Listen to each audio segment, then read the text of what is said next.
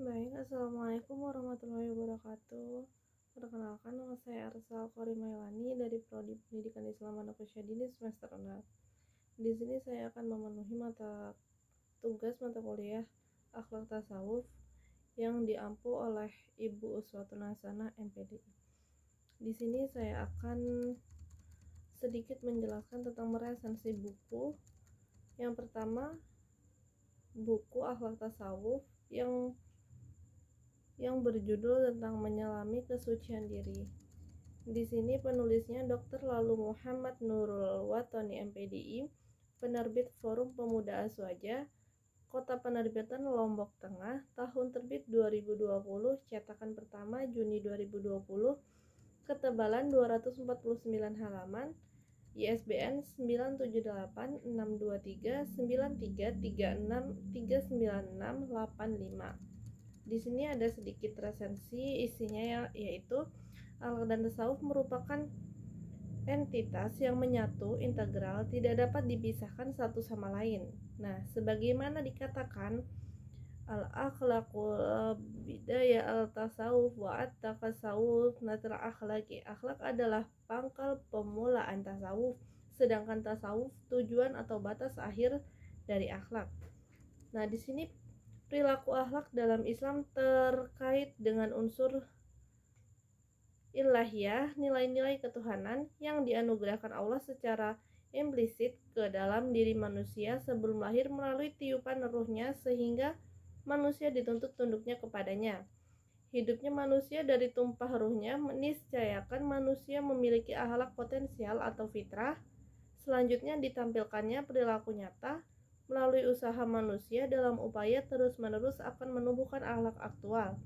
Dari sisi perilaku akhlak aktual, implementasi sifat-sifat Allah SWT dalam kehidupan sehari-hari, manusia seperti pengasih, penyayang, pemurah, penyabar, pemaaf, mencintai, mengayomi, lembut, damai, harmonis, ketenangan, dan sifat ilahiyah lainnya. Selanjutnya, buku ini penulis beri judul Akhlak Tasawuf, menyelami kesucian diri. Nah, semata-mata menjadi identitas buku ini diri sendiri, di dalamnya memuat tentang akhlak tasawuf yang berorientasi pada fitrah atau kesucian manusia. Nah, karena orientasi hidup ini adalah bagaimana manusia senantiasa selalu dalam kesucian lahir dan batin, dengan memahami secara benar dan mengenal secara mendalam akan diri sendiri, sehingga menuntut manusia mendekati Tuhan dan kembali kepada Allah. Melalui buku akhlak tasawuf ini, menghendaki manusia berperilaku sesuai dengan diridhoi Allah Subhanahu wa Ta'ala, serta upaya-upaya yang prosedural dan metode dapat meraih kedamaian dan ketenangan kebahagiaan.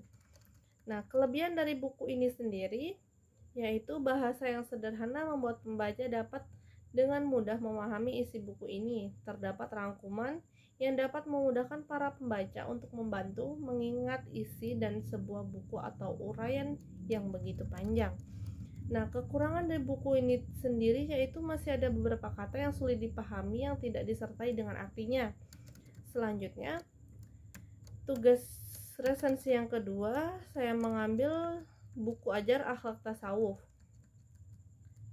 Di sini penulisnya Haji Siti Rohmah MA, penerbit PT Nasya Expanding Management, penerbit NEM, anggota IKAPI, Kota Penerbitan Pekalongan, Jawa Tengah, tahun terbit 2021, cetakan pertama Juni 2021, ketebalan 306 halaman, ISBN 9786236293478. Adapun isi resensi yang dapat saya jabarkan yaitu kata akhlak berasal dari bahasa Arab yang menurut bahasa berarti budi pengerti, perangai, tingkah laku, watak, kebiasaan atau kezaliman dan keteraturan.